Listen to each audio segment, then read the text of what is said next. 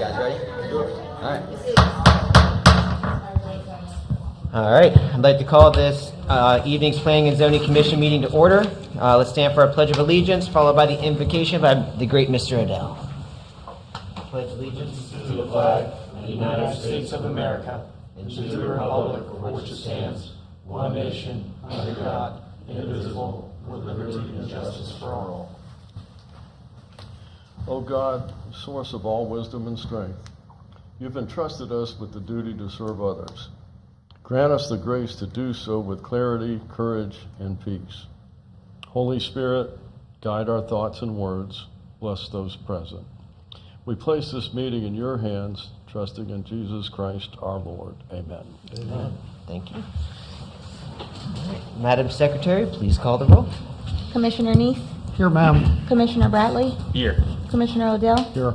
Commissioner Gettler, Here. Vice Chair Slay, Yes, ma'am. Chair Benner. Yes, ma'am. Thank you very much. Do we have any announcements?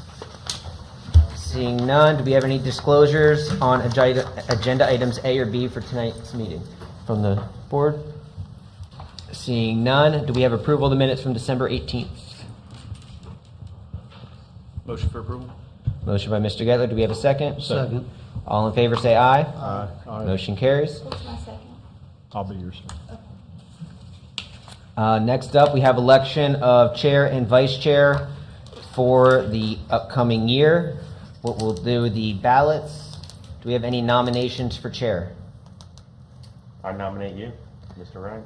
I accept. Any other nominations for chair? Mr. Slay. Mr. Slay? So I'll pull myself out of chair because I just don't want to be the chair. I don't have the time to do some of the stuff that you do. Okay. Okay. So I appreciate it. Thank you. Out. All right. Any other nominations for chair? Seeing none, we'll close nominations. Let's just, so you don't even have to have a vote. All in favor say aye. Aye. Aye. All right. Do we have nominations for vice chair? Mr. Slay. You accept? So Any other nomination for vice chair? All in favor say aye. Aye. Motion carries, stays the same. Thank you, gentlemen. All right, this is a public hearing. This is the time for... Chair, my apologies. No problem. We also need to have a board secretary. Historically, staff has served as the board secretary, so if you all want that to remain, just do a vote. Who we voting for? Her? For staff to remain as board secretary, yes. Do we have a nomination to leave staff as secretary? I nominate staff to be secretary. Do we have a second? is there another option? It would be one of y'all. One of us. Oh, no. Billy Odell. Do we have a second? No. I'll second it. All right, so we got a motion to keep staff as secretary by Mr. Gettler, second by Mr. Bradley. All in favor say aye. Aye. Motion carries. Thank you. Welcome back. All right, so this is a public hearing. This is the time for public comments. If any member of the public wishes to address the board on any non-agenda items, come on down to the mic. Seeing none, we'll close public comments and go to public hearing 10A. Good evening, Chair Benner, members of the commission.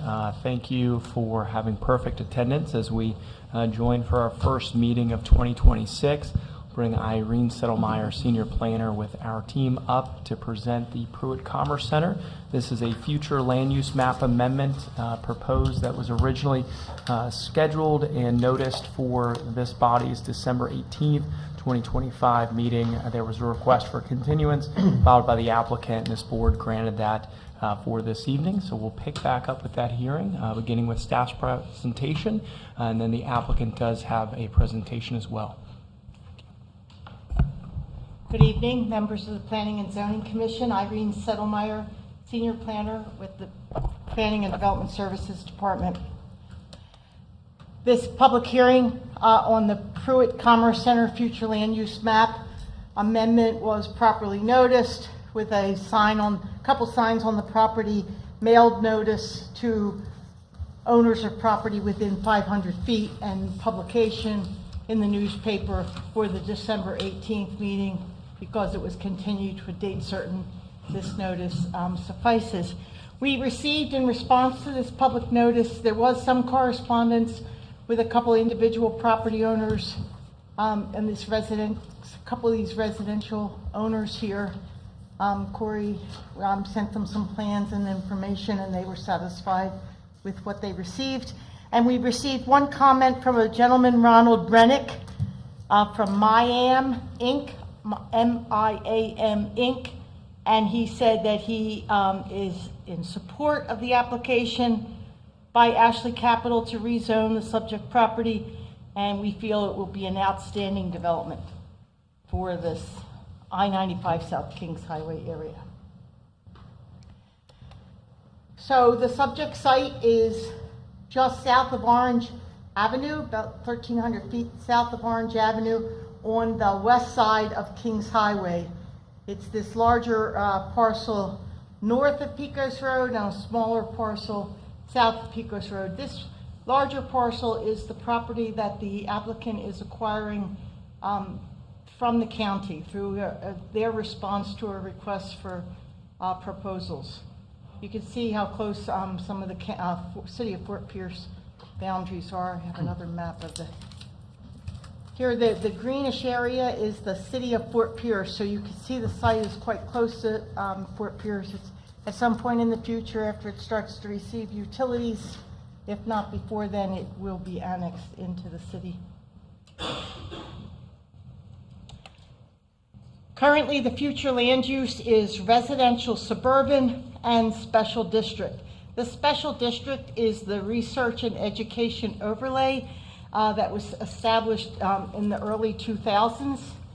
And since that time, the staff report and the agenda item itemized some of the dates that the Board of County Commissioners took action with regard to the research and education overlay zone, and they most recently had allowed the permitted uses to be expanded. The proposed future land use is MXD, mixed-use development, which would be consistent with the land area to the north and surrounding the I-95 and Orange Avenue interchange. The existing zoning is AR1. Zoning is not on tonight's agenda, but just to give you a little background, it's currently AR1, and the request is for the request is not for it to be MXD. The request is for it to be PNRD. The MXD future land use designation and the sub-area policies will require any future rezoning to be planned non-residential development. So with the amount of development that would occur in this area on this site pursuant to the future land use map amendment and the sub-area policies, it's anticipated that there'll be 5,451 daily trips on the road. That would be, there'll be 11,000, almost 12,000 trips on the road. For future land use map purposes, we look at the difference between what's permitted under the current future land use and what's permitted under the proposed, and we look at the difference. So it'll be 5,451 estimated additional trips, 1,333 during the AM peak, and 924 through the PM peak. We do not yet have a fully certified and accepted traffic impact report on the future land use map amendment. We're getting closer. It's highly technical, those evaluations, and the engineers sometimes go back and forth a little bit. We should have that before it goes to the BOCC. The trip distribution is shown on this illustration. So again, here's the subject site. They project 50% of the traffic will go north on Kings Highway, 48% will go south, 2% will go west on Pecos, 3% will be coming across Graham. We'll cross 95 on Graham Road. After that, it just enters the network. It's surprising to me to see that relatively few trips, I think, are shown for on I-95, 13%, 10% north of Orange Avenue, and on the Turnpike, it looks like only about 20% of the trips are projected to go onto the Turnpike. So a lot of the trips will be on our local roadway network. This gives a little context of the site. Again, the site here is in yellow. These are some of the other development proposals that have been approved in the general vicinity. In the blue area, these are some residential projects in the county. This is Eagle Bend. This is Pineapple Grove. Eagle Bend just has preliminary development plan approval. Pineapple Grove, did I call it Orange Grove? Sorry. Pineapple Grove is under construction. Serenoa has final site plan approval. This is, don't tell me, Morningside, not Morningside, and you know, some of the units in there have been developed for some years now, but they are finishing out and building on their remaining land. There's a lot of residential development proposed in the city of Fort Pierce. These are some of the orange projects, and again, some of the existing residential, Bent Creek and Celebration, and they are those that have been under development for quite some time, but are finishing up all their lots. They have a school here and a school here. This is another institutional use. These purple sites are in the city of Fort Pierce, and they are industrial or commercial sites. This one, Crossroads Center, I think, that's one fully developed and operating. Some of the others are approved site plans that are not yet developed. Similarly, we have the Fort Pierce Commerce Center that recently received Board of County Commissioners approval for the future land use map amendment, or it has to be transmitted to the state. But north we have the South Florida Logistics Center, and on this corner is the Wawa and the storage facility. There's other commercial and industrial development in the area, but these are the new ones that are coming online and will be generating some trips.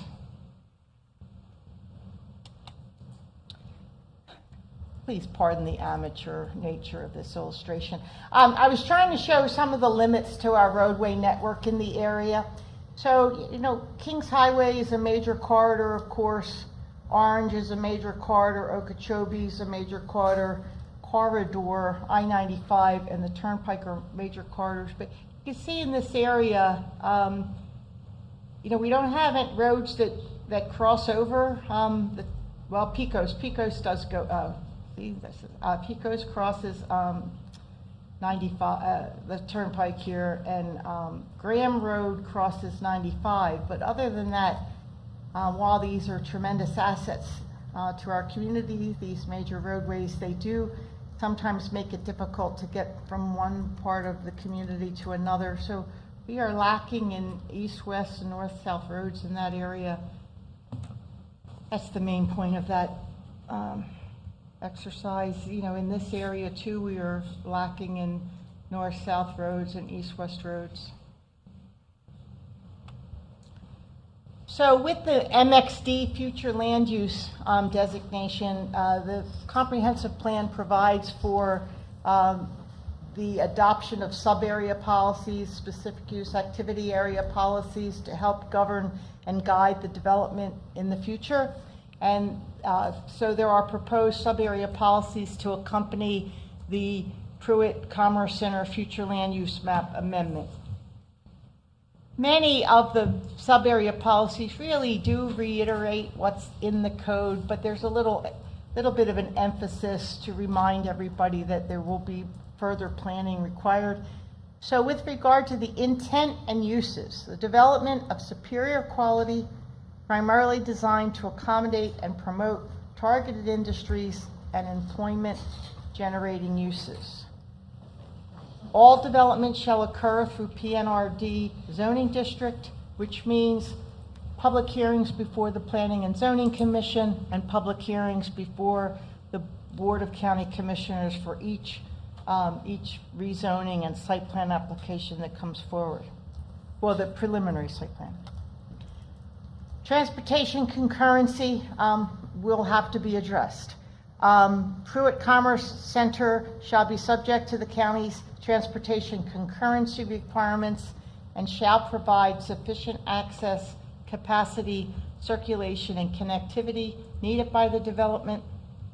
Traffic generated by the Pruitt Commerce Center that exceeds the adopted level of service shall be mitigated by the development through a schedule of committed roadway construction projects, payments, or legally available alternatives.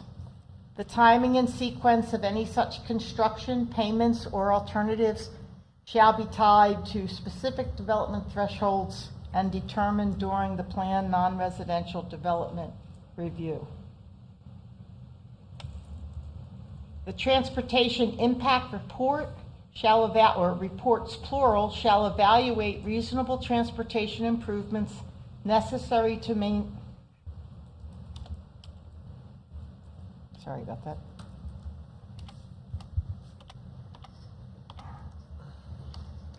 The transportation impact report shall evaluate reasonable transportation improvements necessary to maintain adopted level of service standards, including consideration of roadway connectivity and circulation within the surrounding transportation network, which may include roadway segments such as Graham Road, Pecos Road, and Rock Road. The determination of whether transportation improvements are required and the timing, sequencing, and any proportional responsibility for such measures shall be made during the planned non-residential development review based on the traffic impact report, state law, county code, and the comprehensive plan.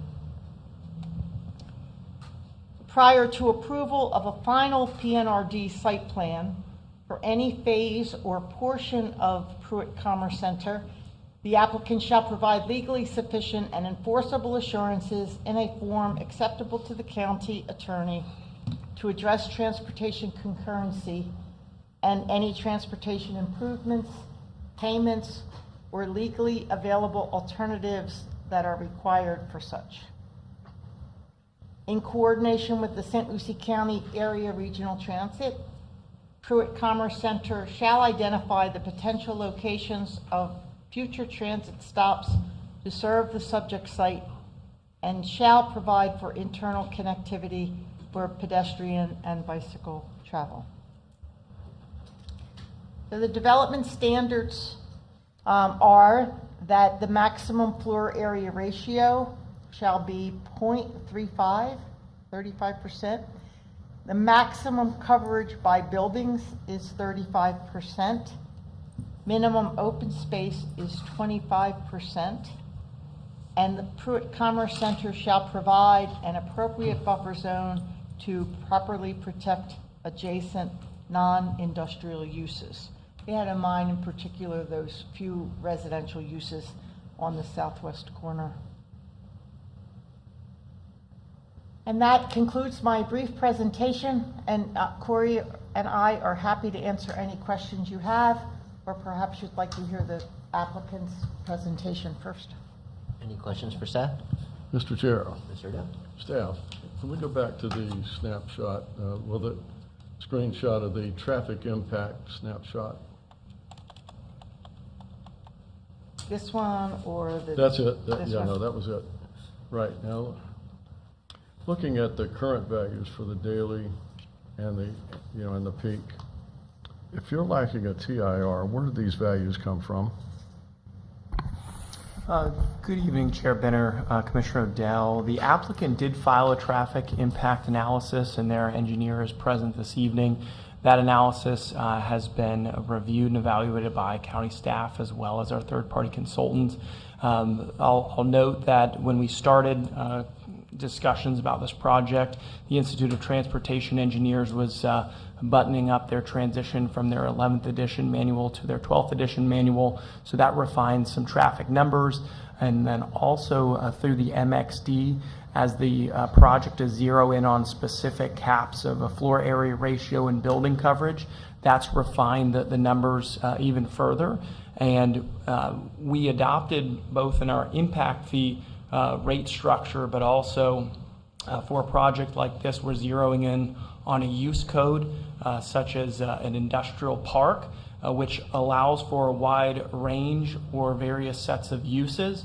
Whereas sometimes in the past, like with the industrial complex further north, that one in particular was Right. damaged by the tornado, we were doing a hybrid analysis of calculating warehouse square footage and office separately, whereas the industrial park is more of a blend and more applicable.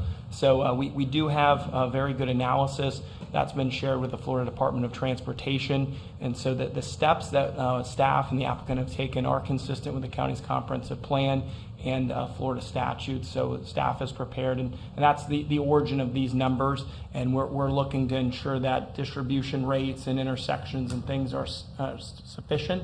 But for the purpose of the future land use map amendment in this exercise, we think we have pretty good data. Understood. Thank you. Any other questions for staff? Do we want to do presentation? No?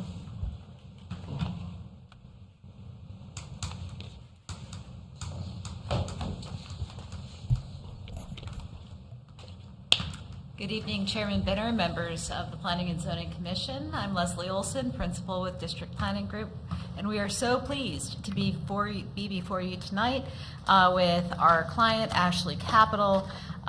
This is a big night for us. As we get into this presentation, we'll talk more about it, but we've been working on this for a long time, and we're just really pleased to be here. Is there a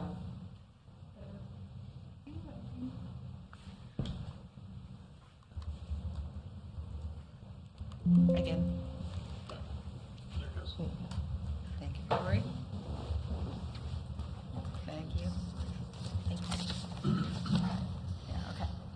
All right, so Irene did a fantastic job orienting you and going over the highlights, so I'm not going to spend a whole lot of time on this. But what we're going to be talking about largely tonight is how this project is a little bit different than what you usually see when you see a future land use map amendment come before you. This is the beginning of a culmination of an entitlement process that is a partnership between St. Lucie County and Ashley Capital. This is the result and a required part of the request for proposals issued by the county for an economic development project called Project Vision. And Ashley Capital was selected to be the county's partner in getting this off the ground. So with us tonight, we have a great team. We have Stephanie Guerra, she's our traffic consultant, and she'll be up here talking to you. Lee Dobbins is also here with Dean Mead. And then we have three members of Ashley Capital here tonight. We have the founder of Ashley Capital, Rick Morton, Ryan Bloss, and Jill Marassa, who many of you know here for her years of service at the EDC. She now works for Ashley Capital as their Director of Development for this region. So I'm going to ask Ryan Bloss to come up and tell you a little bit about Ashley Capital. Thank you, Leslie. Again, my name is Ryan Bloss. I'm the Director of Leasing of the Treasure Coast. So Ashley Capital was founded in 1984, and since that time has grown into one of the largest privately held industrial real estate companies in the United States. Ashley focuses on really two types of properties. Greenfield, which is the development here, purchase of an undeveloped piece of land which will develop industrial buildings. And then brownfield, which is the acquisition or purchase of, let's say, a contaminated or dirty piece of land that was used for another purpose. An example of that, and if you Google Ashley Capital, you'll see in a project we're very proud of, is the revitalization of the Buick City site in Flint, Michigan.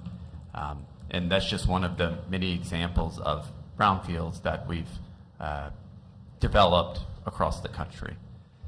Our current real estate portfolio sits in 6 states: Florida, Georgia, Michigan, Tennessee, Virginia, and Wisconsin. Currently, we own just over 32 million square feet of industrial product across 65 properties. one of the things we're very excited about here is Florida is Ashley's newest market. So we're included in the in the property, but we're very much looking forward, hopefully, to growing that 32 million square foot number here, specifically in the Treasure Coast.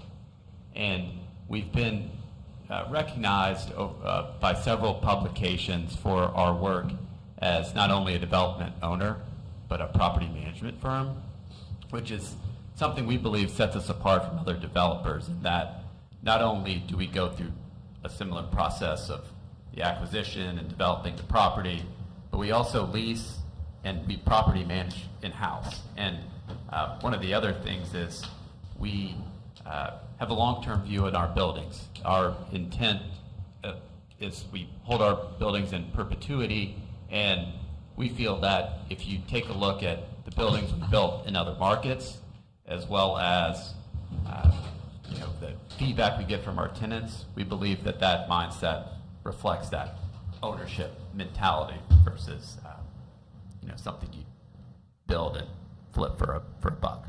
So with that, I'll turn it back over to Leslie. Thank you, Ryan. Now we're going to have Jill Marassa come up and talk about the history of Tiserta, this area of county ownership, and how this feeds into it. Thank you, Leslie. Good evening. First, thank you all so very much for being here tonight, and we're actually really, really excited to be here and glad that the whole board is here to hear this presentation.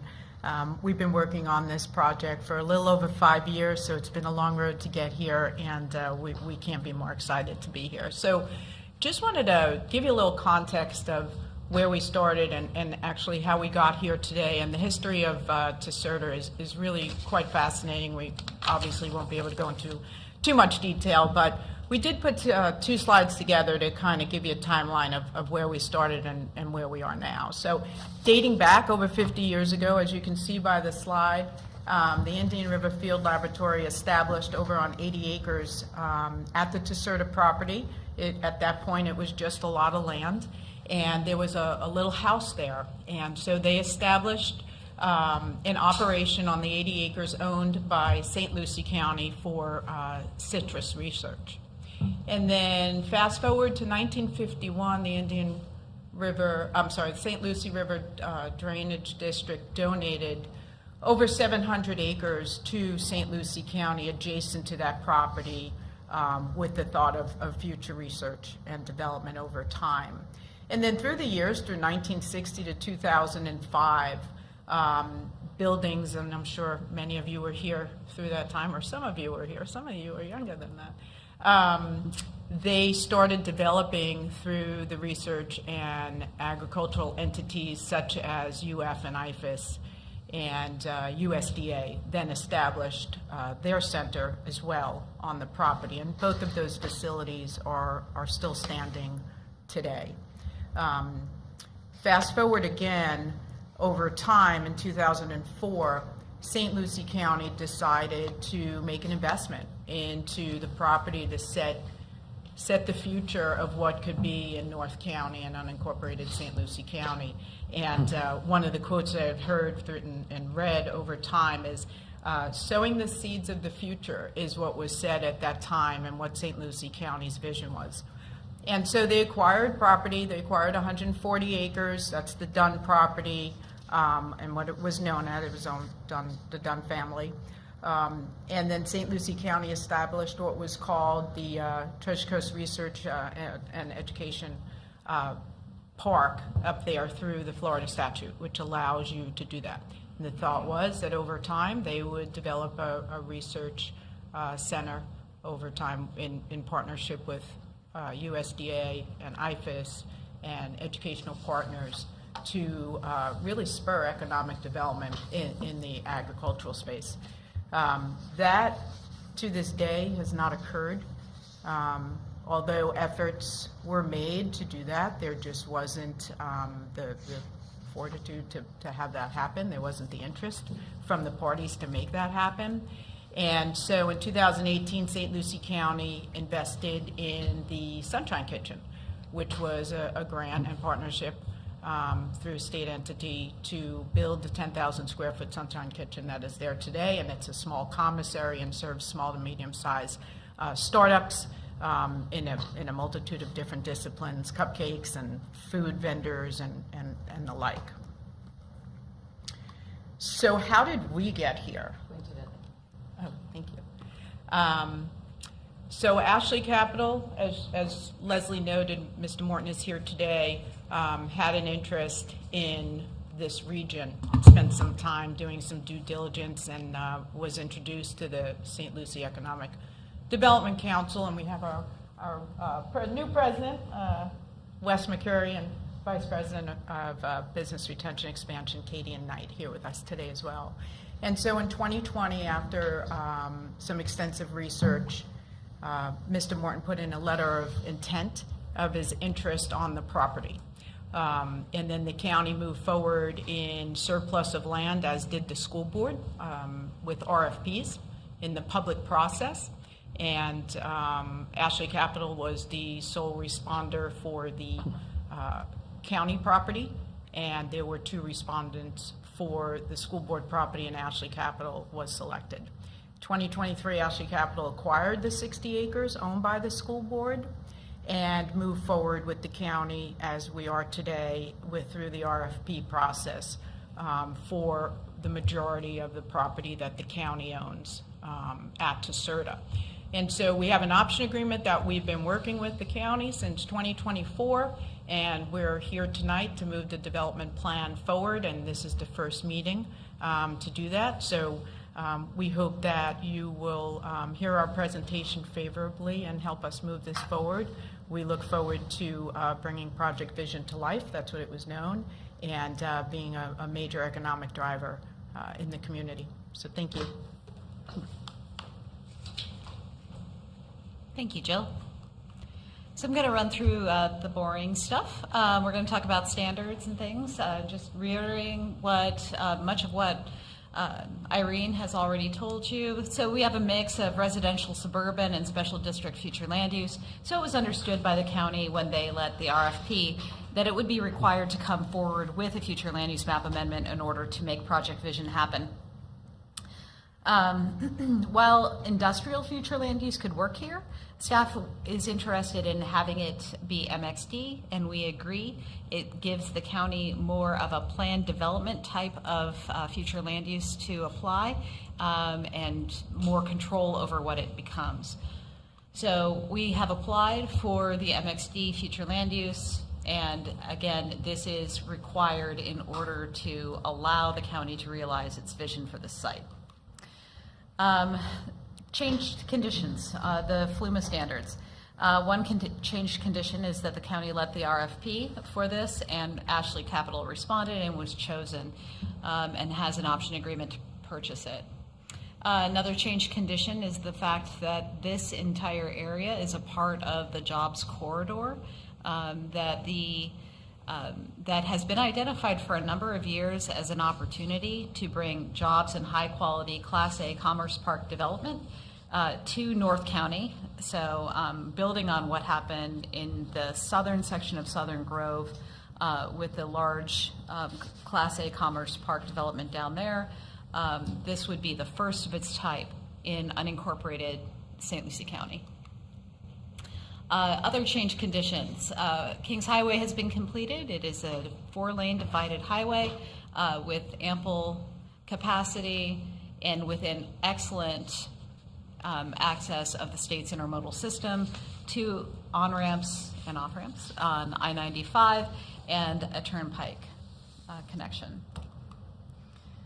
Now I'm going to have Stephanie Guerra with Kimley Horn come up and talk about transportation concurrency, because I can't do that at all. Good evening. My name is Stephanie Guerra. I'm a transportation engineer with Kimley Horn and the traffic engineer on the project. So when we're speaking about the traffic analysis that's required for this project, there's really 2 traffic analyses. So the transportation impact report that was done for this, for the future land use change for the MXD, contemplates the maximum development intensity of the property. So that has been completed and reviewed by the county's traffic consultant. We received an email indicating they had no further comments on that report. So as part of that, we looked at a short-range analysis, a 2030 build-out, and a long-range analysis, a 2045. Both of those indicated that there is sufficient capacity on the surrounding roadway system. We did look at that in terms of the surrounding roadway links. A more detailed traffic analysis will be completed and is under review with the county as part of the PNRD review, which delves a little bit more deeply into the specific intersection analyses. So as part of this, we looked at, as Corey and Irene had indicated, the 35% lot coverage, which is a 2.4 million square feet of industrial, which is more than we would ever intend to build on this site. But the intention is to set a cap in terms of the number of trips. And then in addition to the short and long range scenarios, we did contemplate also future background growth as part of approved projects in the area to ensure that we're not just looking at what's there today, but we're also considering what will be developed in the future to see that there is capacity. But in addition to this analysis, we are under review for the PNRD for the more site-specific traffic analysis, which is substantially fewer trips. I know we were looking at numbers in the thousands of peak hour trips, but the site plan that we are proposing is going to be closer to 331 AM peak hour trips and 355 PM peak hour trips as part of that. So while we are looking at the worst case scenario for this analysis, we will be delving deeper into the specific operations of intersections, individual improvements, turn lanes, and the like as part of the additional analysis that is being done for the next step in the process. And Ashley at Capital agrees with the staff sub-area policies regarding the transportation concurrency, and we'll be addressing that in more detail as part of PNRD.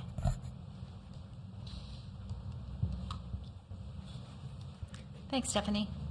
And I'd just like to say for the record that we fully concur with staff on all of the MXD policies, sub-area policies, so we're good there. The comp plan consistency. This project is consistent with the comprehensive plan, specifically policy 1161 and 11131.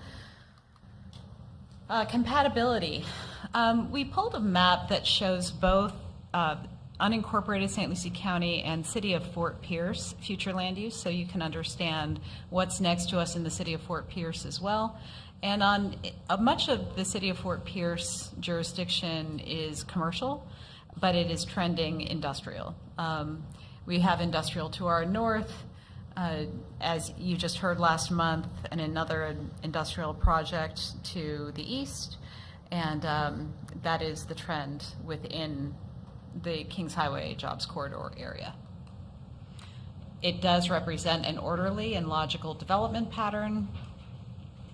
And now Lee Dobbins would like to come up and talk to you a little bit about the option agreement and the contract that Ashley has with the county.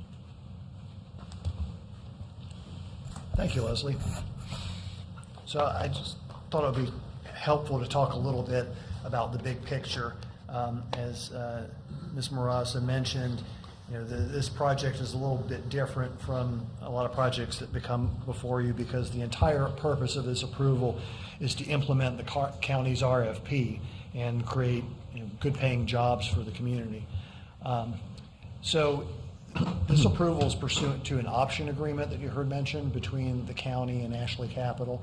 So in order to implement the RFP, Ashley Capital entered into an option agreement with the county, which gives Ashley Capital the option to purchase this land from the county once certain conditions are met. Under that contract, there are certain obligations, certain preconditions that the county needed to meet, and there were certain obligations that Ashley Capital has to meet. On the county side, they needed to remove the TSERTA restrictions, and that includes taking the property out of the TSERTA overlay zone, removing certain restrictive covenants that were on the property, and the TSERTA lease that covered the property. And you guys may remember that we were before you about a year ago. That's what that was about. That was meeting those county obligations, and that was pursuant to an application by the county removing those things. And that has now been done. The county has met those obligations, and so its preconditions to closing have been met. On the Ashley side of the ledger, now there are certain things that Ashley Capital has to do. So as a part of that option agreement, we have to take the property through the entitlement process, and we do this future land use amendment to MXD.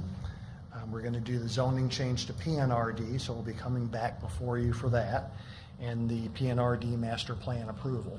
And the reason why it was structured that way was for the protection of both parties. Ashley Capital obviously wants to know that they've got the approvals before they close on the property, and the county, on the other hand, wants to know that what is being approved is what they want to get, so the county gets what they want out of this process and get what was promised to the RFP.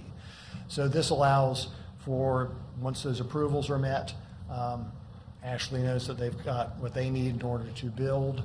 County knows that they got what they wanted out of the deal in terms of the RFP. At that point, Ashley Capital can then exercise their option to purchase the land and then move forward under those approvals with developing the property. So that's kind of the big picture of this, and that's where we are in the process. We're at that MXD stage, and then we'll be coming back before you again for the PNRD and the future land use amendment. I'm sorry, the PNRD and the master plan. And that concludes our presentation. Our team is here, and we're available to answer any questions you might have.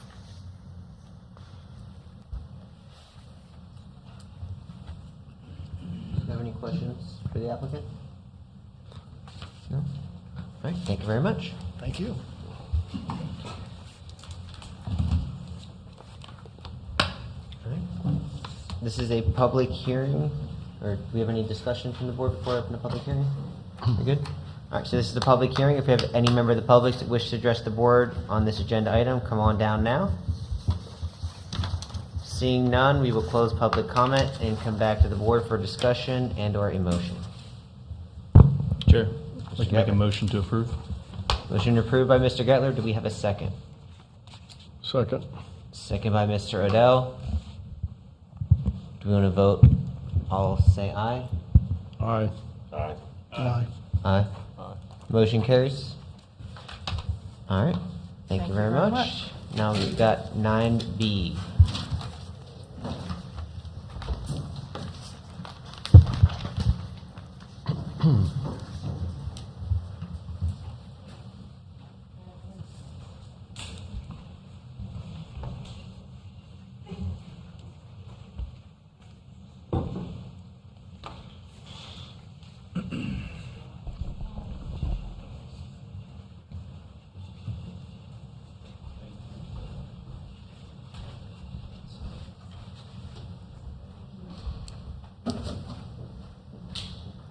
All right, good evening, Chair Benner and Commissioners. For the record, Ben Balser, Planning and Development Services Director. Tonight I'm presenting a county-initiated Land Development Code text amendment that, if adopted, would expand the allowable fence materials in certain residential zoning districts when certain criteria are met. This item was properly advertised on Friday, January 2nd, in accordance with the Land Development Code and state law. The purpose of this amendment is to address a specific subset of residential properties that have raised concerns following recent changes to residential fence material regulations adopted by the Board of County Commissioners. The proposed amendment would allow certain residential properties to construct a fence in whole or in part using cattle wire, chicken wire, or a similar material, provided that all of the following criteria are met. The property must be located within one of the following zoning districts: Residential Estate 1, Residential Estate 2, Residential Conservation, Residential Single Family 2, Residential Single Family 3, Residential Single Family 4, residential mobile home 5, or residential multifamily 5. The property must be 1 acre or larger and contain a lawfully permitted dwelling unit. And the property must be located on an unpaved, privately maintained road. By the way of background, in 2023, the board adopted updated residential fence standards. Those changes prohibited the use of cattle wire, chicken wire, and barbed wire within all residential zoning districts, except the agricultural residential zoning district. The intent at the time was to improve neighborhood aesthetics and ensure consistency in residential development standards. In 2024, the board revisited these regulations and adopted a narrow exception. That amendment allowed for residential properties adjacent to any local, state, or federally named preserve area with an existing cattle or chicken wire fence to install a similar fence within the rear and side yards only. This change was intended to recognize the existing development patterns near preserved lands while maintaining uniformity in fence materials. The amendment before you tonight represents a further refinement. It's not a broad reversal in the board's prior policy. It's limited to large lot residential properties on unpaved, privately maintained roads where traditional fencing materials are not practical or consistent with the area's rural character. The proposal does not apply to smaller residential lots on unpaved roads, or unoccupied residential lots. Staff believes the criteria are sufficiently narrow to avoid any unintended impacts. Importantly, all other fence regulations, that includes height, placement, visibility, and safety requirements, remain unchanged within this code amendment. The amendment only addresses the allowable materials and only under very specific circumstances. Based on staff's review, the proposed adjustment is consistent with the county's comprehensive plan. It is compatible with the existing rural residential development pattern and maintains the overall intent of the county's residential fencing standards. Therefore, staff recommends that the Planning and Zoning Commission forward this petition to the Board of County Commissioners with a recommendation of approval. And that concludes my presentation, and I'm available for any questions that you may have. Thank you, sir. Do we have any questions for staff? Mr. Chair. Mr. Duff. Mr. Balser, can we go back to the fence material screenshot? It says, may construct a fence in whole or in part of cattle wire, chicken wire, or similar materials, but it says this exception within the subsections does not apply to razor wire, barbed wire. Are you aware that barbed wire and cattle wire are used concurrently? Is there any reason why that these examples of the fences here, which are cattle fence, why they couldn't have one strand of barbed wire on the top, such as if the owner wanted to put yearlings in there? Chair Benner, Commissioner Odell, that's obviously something that that this Planning and Zoning Commission could recommend if one strand of barbed wire is sufficient in order to have more of that rural character and keep in more of an agricultural animal. That would be something that you could recommend to the board in your motion. Okay, thank you. Chairman. Mr. Gedler.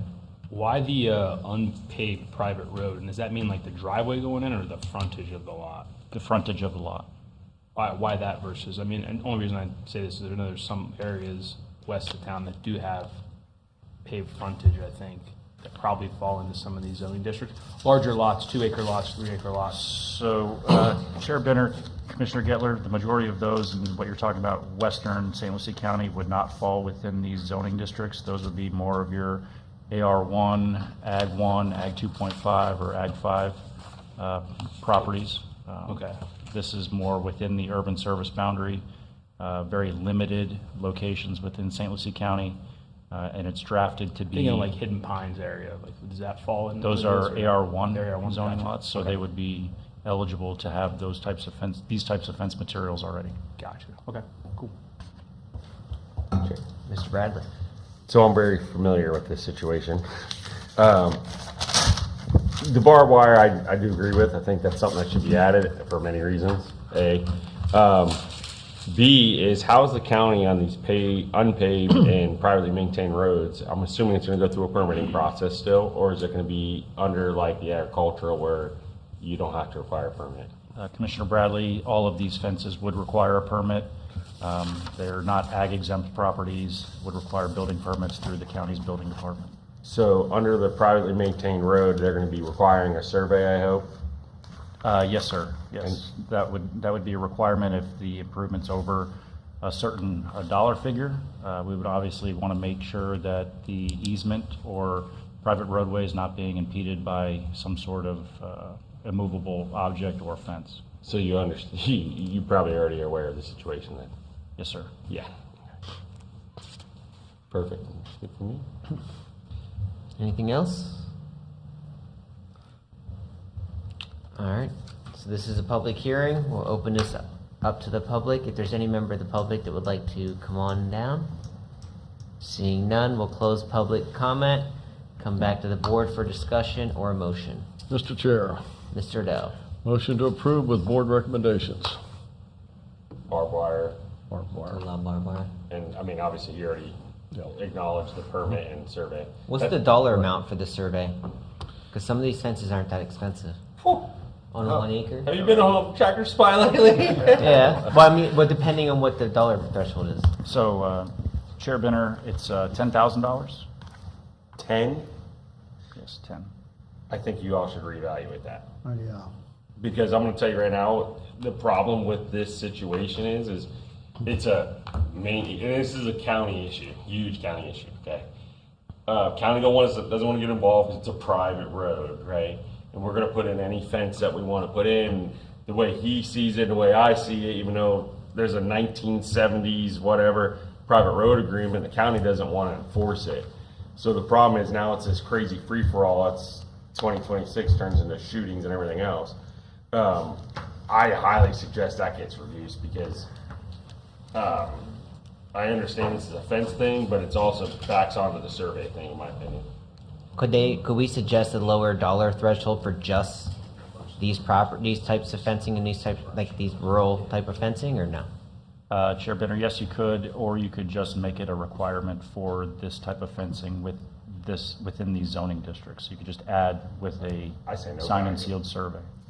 Just require a survey? Requires a survey, because I'm telling you, the county doesn't want to get involved. There's no MSBU's in majority of the areas I know that they're referring to.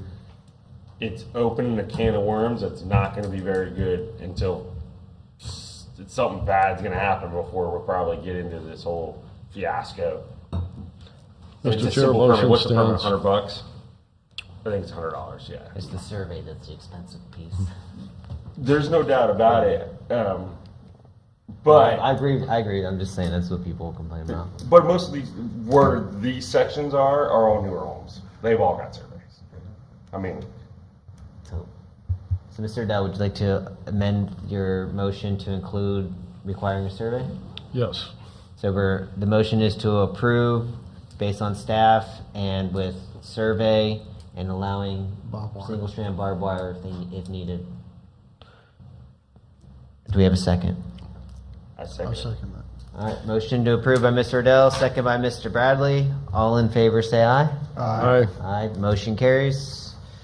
Thank you, gentlemen. Any workshops? Any other business? We're good for next month, or? Yeah? We will have See agenda ya. items. Do you know for what next date?